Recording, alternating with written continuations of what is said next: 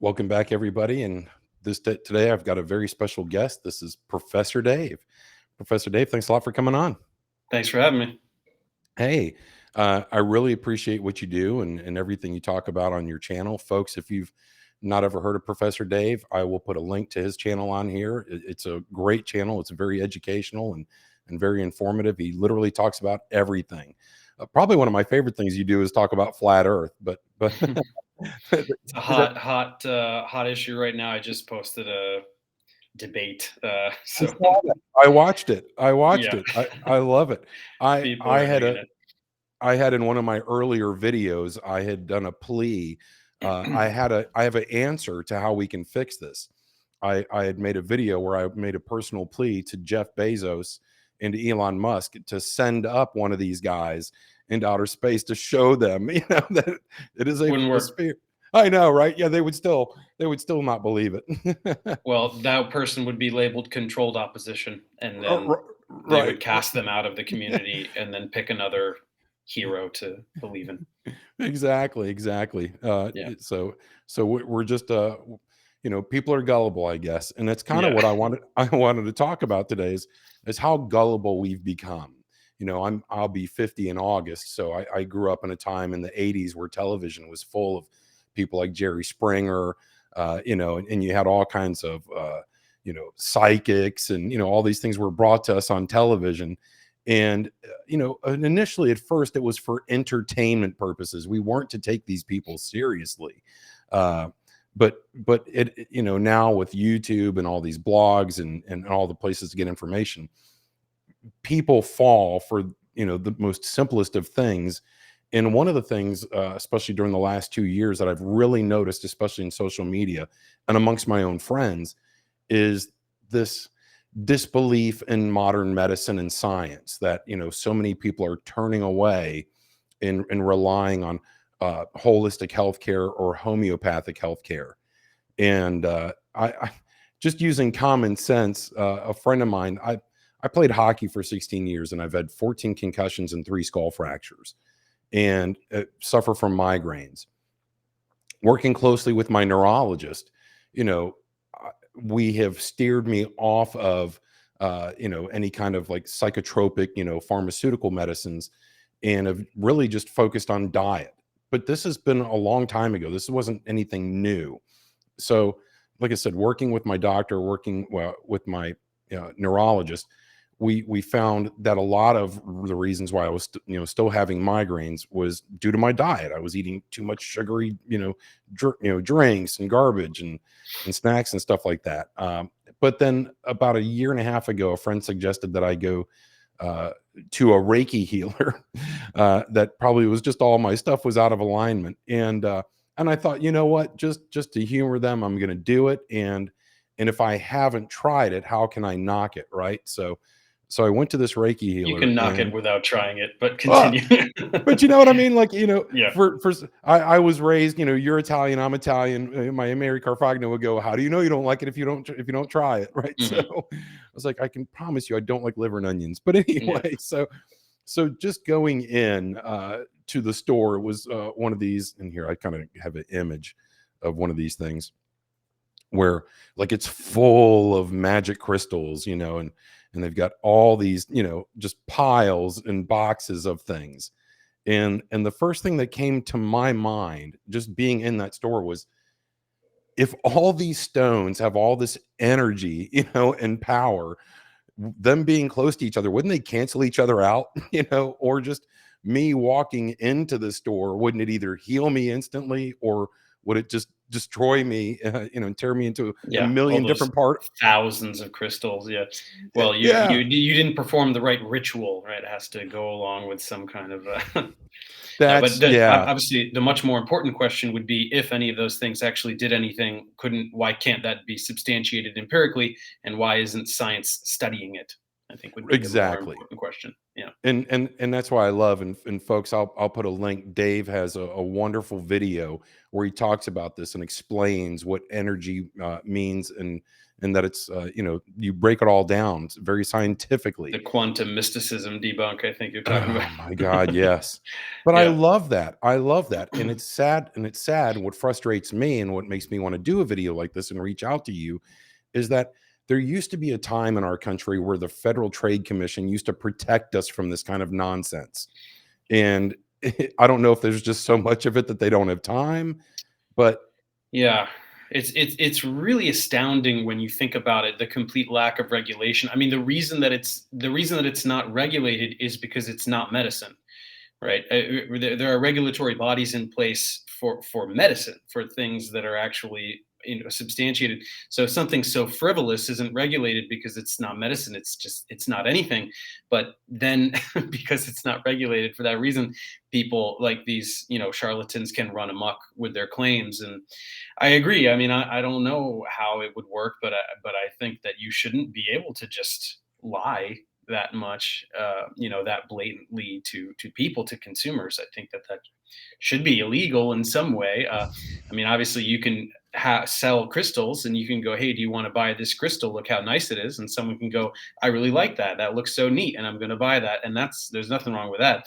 But when you make very concrete claims about what something does or does not do, and they're objectively false, there should be some ramifications there, I think. Oh yeah. even we see that in the vitamin industry. If you go in and store, on the bottles, it has to very clearly say that this does not, cure cancer. This does not do this. There's a great documentary that I watched years ago because I've always kind of been interested in this stuff. But again, I'm not a doctor. I'm not a nutritionist. I don't have a degree or any, working knowledge of this stuff. It's just I dabble. That's why I don't discuss it in great detail. I won't come on here and tell people, hey, do this because it does that. Even if I do anything now, in the past, or in the future, anecdotally, I will always say, this worked for me. This is what I did working with my doctor. But again, always consult your physician or nutritionist before you do anything first. Because Hmm. back in the day, everything used to come with you would watch an infomercial for any kind of beach body fitness or any kind of gym craze or anything like that in the 80s and 90s, and it always was preceded with, before starting any kind of exercise regimen, consult your physician. Hmm. And you don't see that on YouTube. You don't see that on these channels where they should have a disclaimer. So if it's not regulated by the government, at least YouTube or somebody should have a disclaimer on each of these videos that says, hey, this person is not a scientist. They don't, these are just opinions. But Yeah. yeah, but anyway, so and I bought this citrine there. She told me if I took this citrine and put it on my forehead every night, it would get rid of my migraines. And I was just No, like, it will not. oh no, I know exactly. I'll be like, oh, next time my friend's car doesn't start, I'll be like, let me put this on your battery and see what happens. Right. Nothing's going to happen. These things don't do anything. If they did, I would put it in my DeLorean and go back in time. But Right. Apart from a placebo, which right, is something, and that's why this is remains popular, is a placebo, which you can't completely discount it. But the point is that anything that elicits a placebo effect is the effect is not causally linked to that thing, right? You could just attach it to anything. You could take a magic wand, go abracadabra, and that gives you a placebo effect. Then it does, but has nothing to do, right? The wand is not actually magic. It's right. all internal, psychological. And like we all periodically get headaches. For most people, do. And I saw somebody talking about this the other day. Said that, uh, but if I like ate papaya and peanut butter, and the next day my headache went away, was it because the papaya and the peanut butter, or was it just because your headaches do eventually go away? Right. So, and that's the story of a lot of these things where there's not causation, right? Am I saying that right? It's, Yeah. we can't link that this is what actually fixed this. And that's the case for most of this homeopathic stuff, is that there's not enough research. There's really no science to a lot of what they say. But There's no they research bunch necessary. It's the quintessential pseudoscience. exactly, It came exactly. about before we had any comprehension of chemistry or biochemistry whatsoever. The theme of homeopathy is the most blatantly anti-scientific concept imaginable in medicine. So it's just, yeah, I completely bogus. I used to smoke for years and recently quit after many years of my doctor poking and prodding me because I also have what's called activity induced asthma. And and it was funny that I found one of these things when I was looking up some images to share with you and share with everybody today, that this is how far we've come from modern medicine, or back in the old day remedies, to snake oil salesmen, to even big companies back in the late 1800s used to have the most ridiculous things, like this was a way to cure asthma.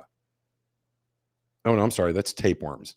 This this was a way for diet and nutrition to help get thin, was to eat tapeworms. So, Well, so like, yeah, it right, oh works, my. I guess, right?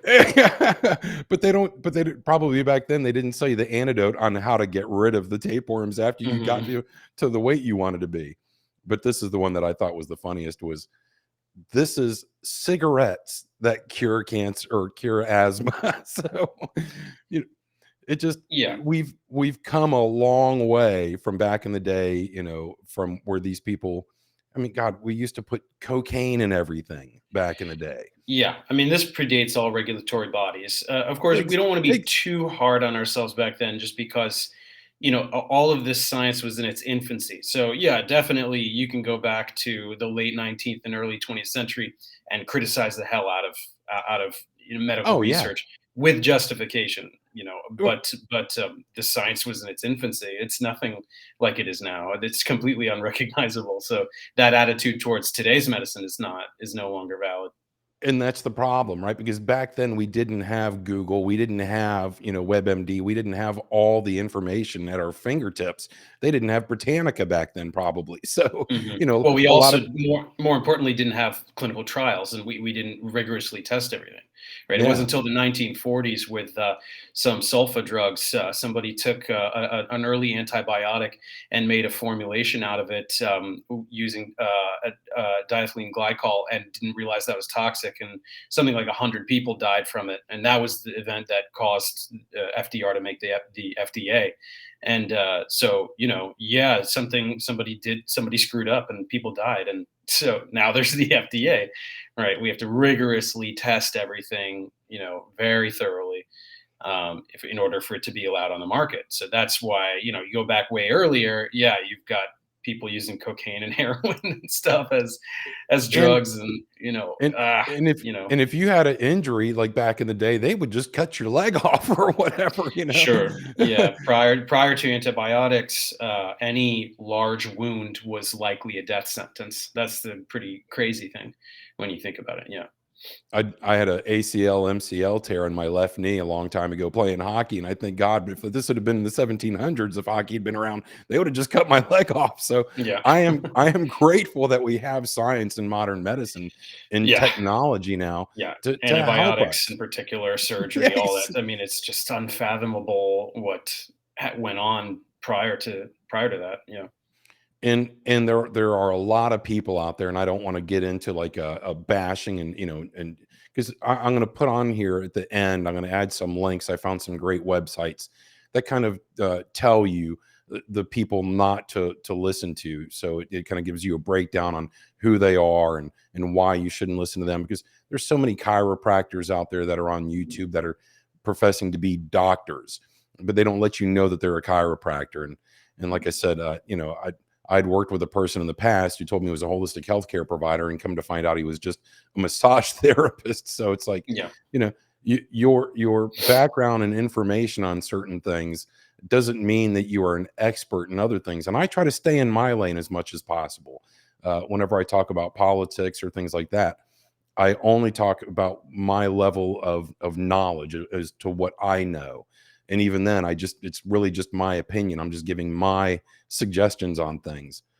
But one thing I wanted to share with you, and this is a again, I'm not trying to make this be a takedown piece, but this is just to give you folks an example of somebody who, you know, professes to know things, but obviously doesn't. And this is it's about a 1 minute clip. So bear with me here, Dave. Every herb I've discussed so far has these micronutrients, plenty of vitamins and minerals, phytochemicals, flavonoids, those types of things. And they're all very beneficial. But alfalfa is one of those plants, the leaves and the seeds of that plant are extremely powerful. They have an abundance of B vitamins. You know, 1, 3, 5, 6, 7, 9, and 12. So the misconception of getting your B12 only from animals is completely incorrect. That's why herbs and plant proteins are so important. And that's why you should eat several servings a day, several cups a day of plant proteins. And specifically, you have vitamin C, D, E, and K. K is potassium. Right? There's also alfalfa has what's called vitamin P, which they don't really call it that anymore. That's just what are flavonoids. It's interesting. You'll start probably hearing that more as like a means to sell some sort of brand on the market pretty soon. So a couple of things about this is he started off talking about flavonoids and at the end kind of discredited flavonoids. So, but one of the things that I see in people like this, they don't seem to know what they're talking about. And where he said that, that alfalfa was full of B vitamins, all the research that I did, and I've been working on this for literally 3 weeks, trying to find every place that I could. Hardly anywhere in alfalfa is there any B vitamins except for like in alfalfa sprouts. So they'll take something where we all know we should eat better. We all know we should eat, more plants and things like that, and vegetables and fruits, depending on what your doctor and nutritionist says. Some people probably can't eat these things. I don't know. I'm not going to ever tell you what you should or shouldn't eat, because that's not what my knowledge is. But when you have somebody that's promoting something where it's like, it's a magical and it's full of, and they all use these big grandiose words, and to say that, what did he say? It was vitamin K is potassium. And That's a big red flag right there. right. He's mixing up the chemical symbol for potassium with vitamin K, which is a completely different thing. So he's And a that's moron. exactly. It's always musicians. Why is it always musician? I'm a musician. They give us a bad name. Like, it's always these like flat earthers I argue with. When I go to block them, it's just some idiot with like an acoustic guitar in 5 videos. I'm just like, why are you doing this? Like, you make musicians look so stupid. Anyway, so that guy's an idiot. There's no two ways about it. He knows zero things about anything that he's talking about. But that's should be obvious to everyone. But what's the more interesting conversation to be had is the sociological and the psychological one. So why would a narrative like that gain traction? There's a couple of reasons. Number one is naturalism. Naturalism is a very attractive narrative, right? This notion that the earth heals best, and all of these compounds that are present in living organisms like plants. Right? Plants are very beautiful. We love them. They give us oxygen, right? So it's we would want to believe that they can heal us, and that's based on an ounce of truth, because herbalism was the beginning of medicine, right? You go back thousands of years, the Egyptians and the Greeks, the first medicines they discovered were just by taking stuff and trying it and seeing what happens, and sometimes you die and sometimes you feel a little better, and they just sort of catalog things by trial and error. But then over the centuries, we started to figure out that plants, any plant that has some kind of healing ability, does not do so because it is sacred or bestowed with healing power by the gods. There's an active ingredient in there. There's a compound of some kind, and we can isolate that compound, extract it, and we can put it in a pill, or we can do something else with it. We can even synthesize that compound ourselves outside of the context of a biological organism, and just make the compound and make a drug right there with it. So we want to start to get away from the romance of naturalism and herbalism. Just because there is a natural product that heals, that's totally fine. But it is not because it is a natural product. The properties of a molecule are due to its composition and its shape. And so nature made millions of different molecules, and then there are infinite other hypothetical molecules still. And anything that has a physiological effect in the body, this is because a molecule fits in little nooks and crannies, the active sites of your enzymes, receptors, etc., and does something, elicits some physiological change. Doesn't matter whether it's natural, synthetic, has nothing to do with anything, right? It's just the compound there. So the naturalism is why a narrative like that is attractive. And then the reason that people fall for it is typically an anti-establishment narrative, an anti-establishment bias. Right. And that one is also more complex. That one is also, it's actually more complicated than the allure of naturalism, because it's based on some semblance of legitimacy. Because we were talking earlier, we used to take cocaine and heroin and stuff, and people have died from missteps in medical research. And so, and then on top of that, we can distrust governments, and we can distrust large corporations. It's not completely an illegitimate sentiment to have distrust for large industries, and large regulatory bodies. But that bias is used to by people like that guy to sell stuff. This is a feeling that you have, so I'm going to cater to it and manipulate you into buying this thing, because it sounds good, it feels good, even though I have no clue what I'm talking about, and anybody in 10 seconds of Googling could find out that I have no idea what I'm talking about. It feels right. So I'm going to sell this product to you, or I'm going to make money, by having this podcast or whatever it is. So Right. that's sort of where I've arrived in a nutshell with all this stuff. And that's the thing for me, where I've always treated my doctor. You're Italian, right? Mhm. Yeah, and Catholic or Not religious. We're not. yeah, I yeah, was not me either. raised religious. But Yeah. I was raised Catholic, and but anyway, so I always treat, whenever I go to my doctor, my dentist, or my neurologist, like confession. I feel like if I don't tell them everything, then they're not going to figure out how to diagnose me. Working Yeah. around cars, being around cars all my life, I know if you take, in motorsports, if you take your car to a mechanic and you don't tell him exactly what's going on, it's not like they have a thing where they can just plug it up, and tell you everything that's going wrong with your car. They need a little bit of insight from you as to how you drive, and what things like that. So Sure. lumping all doctors into this evil thing of that, doctors just are out for big pharma and they're trying to do this. You could do that with anything in the world, that that the bag boy at the grocery store is just trying to sell more bread, or Right. something. Yeah. And that's what these people, that, like you said, where they baffle you with bullshit, because they Mhm. say these magic words, and they're very grandiose, and a lot of them are good at what they do just because they're very charismatic.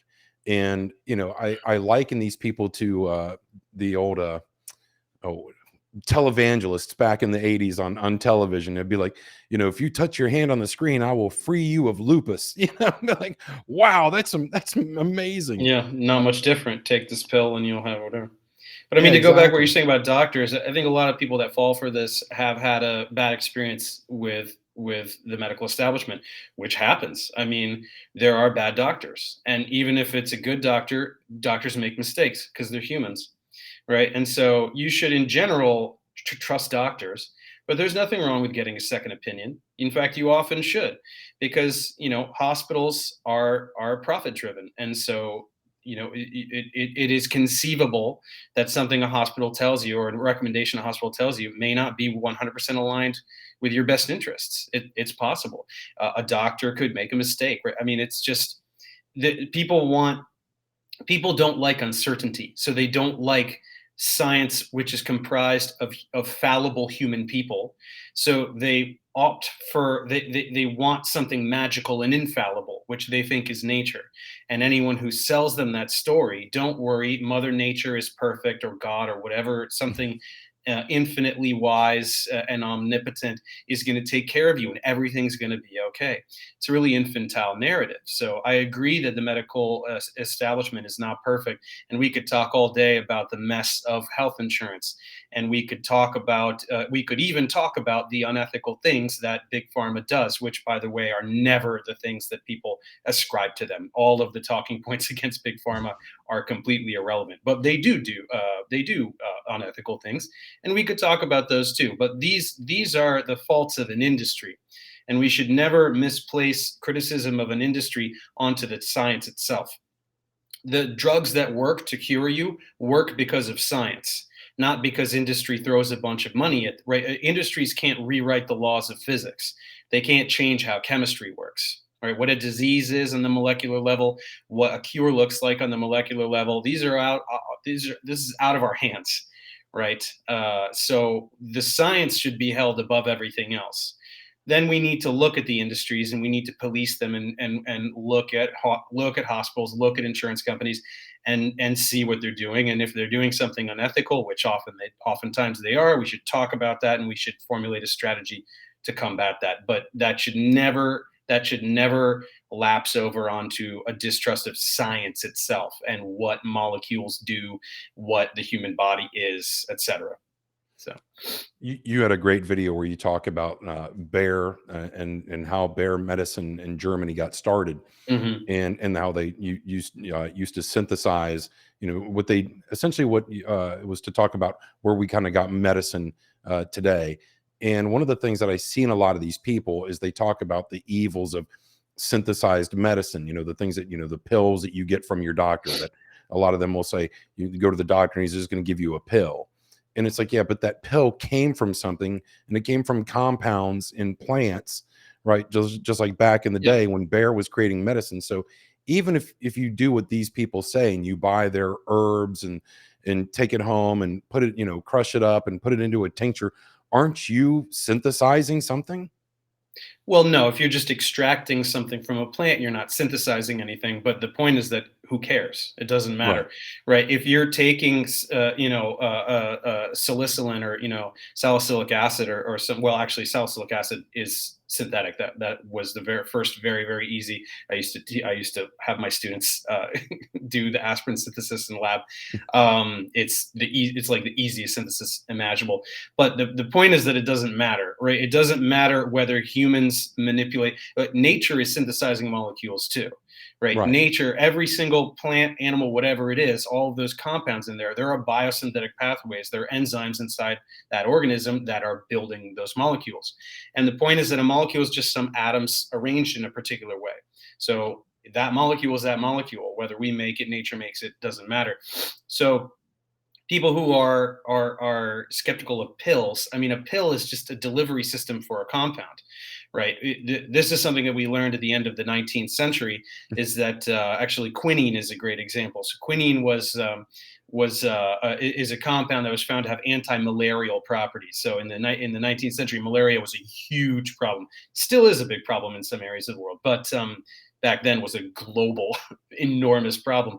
And we found this compound in the quina tree in these trees in Peru, and they had anti-malarial properties. And so at first, the bark is thought to be sacred, but then a scientist figured out, I'm going to do an extraction of this bark, and I'm going to separate all these compounds, and I'm going to find the compound with the anti-malarial properties. We called it quinine, or quinine in America, but the Right. Europeans call it quinine. And later on, I think it was Woodward, I forget who exactly, in the 1940s, eventually did the total synthesis of quinine. It's very expensive, so it's actually cheaper to do the isolation from a natural source. But the point is that it doesn't matter, right? The tree is not magic. There's a molecule in there, and if it's something else where it's cheaper to synthesize it, then that is how we provide that medicine to people all over the world for as cheap as possible, right? If it's instead, why would you need to cultivate and grow some plant when you can just mass produce a specific molecule, right? It could be much cheaper, and in many cases it certainly is. Aspirin would be one. Aspirin is incredibly easy to synthesize, and is the most consumed, I think, drug on the planet for that reason. But yeah, this naturalism, we really need to lose this obsession with naturalism in the 21st century. It just has no correlation with reality. It's a very immature delusion, I think. Especially when with the inherent danger that comes is when you're listening to people who obviously don't know what they're talking about. This gentleman was talking about in the video I showed you, said that it was great for pregnant people. Alfalfa was great for women who were pregnant. But everything I found said when you were pregnant, do not observe, do not consume alfalfa. So it's like, wait a minute, which, if you listen to this guy, are you potentially, damaging yourself or causing harm to yourself? And that's what I find with a lot of these people. They just throw out these ridiculous claims. Right. And now the thing is, them. yeah, and the thing is, so alfalfa is bad for pregnant people. I didn't know that. I mean, like, I none of us are encyclopedias of all this stuff, and unfortunately, on the internet, the quality of information is not reliable. So, you want to look up as many sources as possible, and you want to vet the quality of the source. But the thing that I have found, quite honestly, so that guy, the moment he said vitamin K, as we all know, is potassium, you're a moron, and everything out of your mouth can be discounted. And that's just with high school level chemistry knowledge. So we can't know all the things, and there are many claims that people throw out that we will not know if they're true, upon hearing them. And those that are very, very, very clever, the most clever con men, really live in that zone of esoteric information that very few of us can debunk at face value. But I genuinely believe at least 90% of these grifters say things as dumb as that. Vitamin K is potassium. So I really want to, this is why I like to promote public science literacy. It is absolutely the case that with high school level understanding of chemistry, biology, physics, the main pillars of science, you can sift through 90% of these guys, these con men. You can reject the vast majority of them just by knowing the very basics about molecules and forces and this kind of stuff.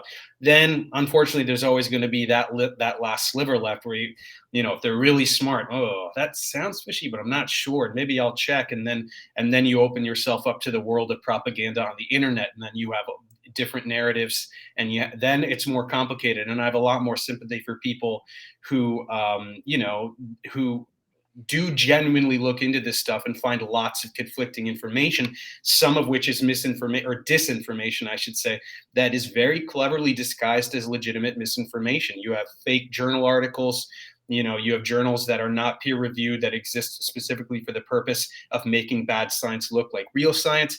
It's very confusing. And for people without, we shouldn't have to be a scientist to discredit bad science, or because most of us are not scientists, myself included. We just, so that's really hard, and that's a big problem, and that's something that I work really hard at on my channel, to expose those kinds of people. But beyond that, I just want to give people the basic knowledge to get rid of most of those people on their own, and it is definitely possible. Because the one thing at the end of the day, we should always be skeptical. We shouldn't be cynical, but we should be skeptical. And I think I'm pretty cynical too. I know. Yeah. And it's hard not to be nowadays. Just there's so much information. I mean, even for me, a few years ago, I got into this craze where I went down a rabbit hole of watching all these documentaries on Netflix about diet, like saw Food Inc., which then led me to watch something else and something else.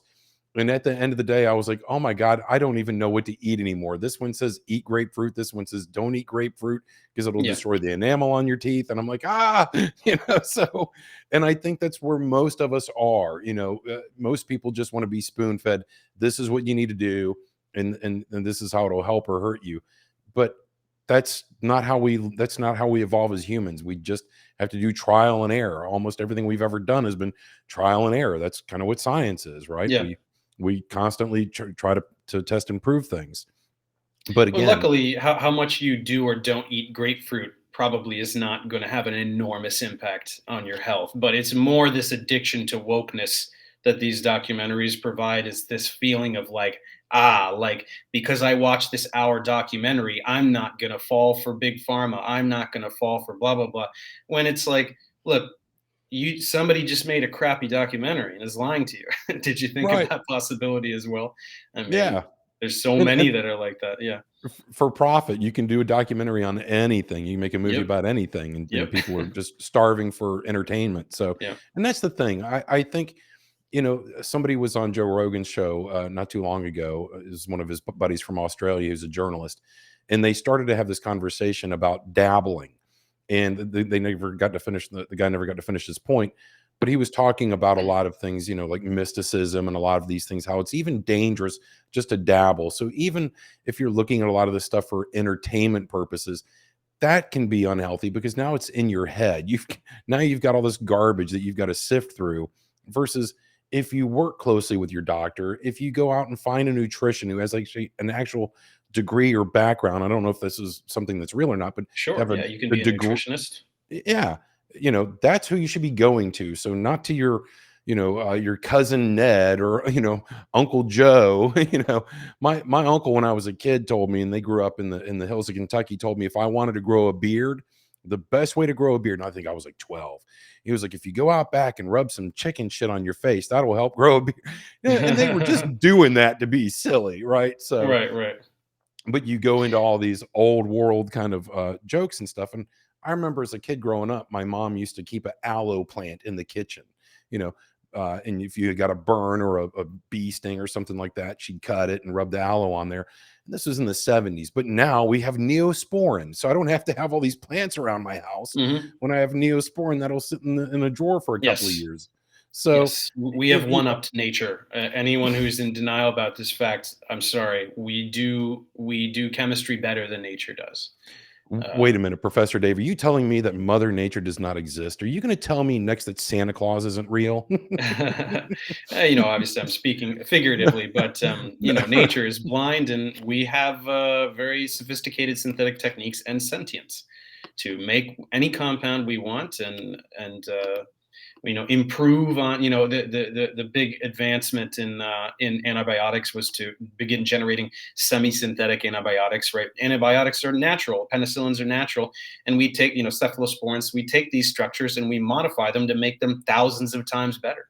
Nature can't sit there and go, how can I make this better? It's all random, right? Right.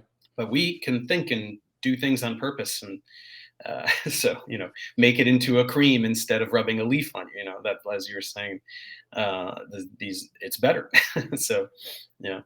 Convenience, modern convenience. And a lot of it is saves lives every day. So Hmm.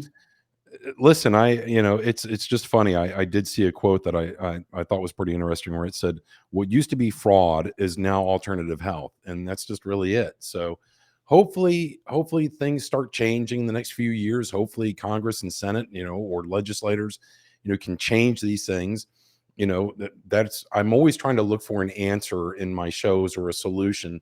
And I think for me, the most immediate thing would be the algorithm that reads our videos when we upload them to YouTube should be able to catch some of this stuff from these people and have a disclaimer that says like also go to your doctor or whatever, right? Like I did one back in the day a few months ago on talking about the environment and Hurricane Irma, and that has a warning on there that says about climate science and sends you to a link to give you more information, even though everything I said was what they said. But it's so at least there are some fail safes out there. But there's just I look at these people and I think of like the Nigerian prince scam and a lot of this stuff that like really are people still falling for this, and they're opening links in their email and wondering why Hmm. they're getting hacked. So it The still thing is, happens. these what you're describing, if somebody is gullible and conspiratorial, these kinds of notifications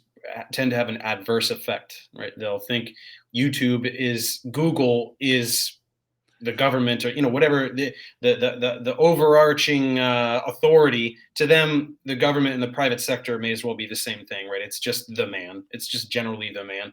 And so when you have, I mean, this is like flat earth too. There, on any flat earth video, there's a little wiki thing at the bottom of the video that says flat earth is an archaic notion, blah blah blah, basically saying that the earth isn't flat. But to them, it's a suppression, right? And so it has an adverse effect in that they kind of double down and go, see, if the man is trying to keep this down, there must be truth to it. So there's a lot. It's a very, very complicated sociological and psychological problem. And top-down regulation it probably will be good if when we can figure out how to do that. but also grassroots and ground up and just promoting science literacy. And I very specifically go after con men and expose them and take them down. And it's a mess. It's an enormous problem. I don't have all the answers, but I think that definitely helping people to helping popularize. Right? I want it to be cool to know a little bit about chemistry and biology and physics, and just helping people get to that point where they just don't fall for this stuff anymore. I think will be a big help. Well, we definitely need more people like you in this world to help sift through all the bullshit, because it's what we're surrounded by anymore these days. So it's hard to navigate through life already, with all the things that we deal with on a daily basis. So we Mhm. need more people like you, and folks. Again, I'll put a link on here. I'm sure a lot of you already know Professor Dave, but if you've never heard of him, go subscribe to his channel. Dave, I thank you so much for having you on. You have a book also. Yeah, it's called "Is This Wi-Fi Organic? A Guide to Spotting Misleading Science Online." So Awesome. basically, everything we've just been talking about, I explain basic science and then apply it to misinformation and show you, they said this, that's how you know they're lying, or this, common tactics of the charlatan, anti-science charlatan. Well, I will make sure I put a link on there to your book, and then also a link to your channel. Again, thank you so much for coming on, folks. Listen, if you have any feelings on this, or whatever your thoughts are on medicine or any of this homeopathic stuff, leave me a comment down below. Let me know why you either believe it or don't believe in it. Hopefully you don't. But leave me a comment down below, and make sure you hit the subscribe button if you enjoy my content. We'll talk to you next time on the John Malone Show. Have a great day.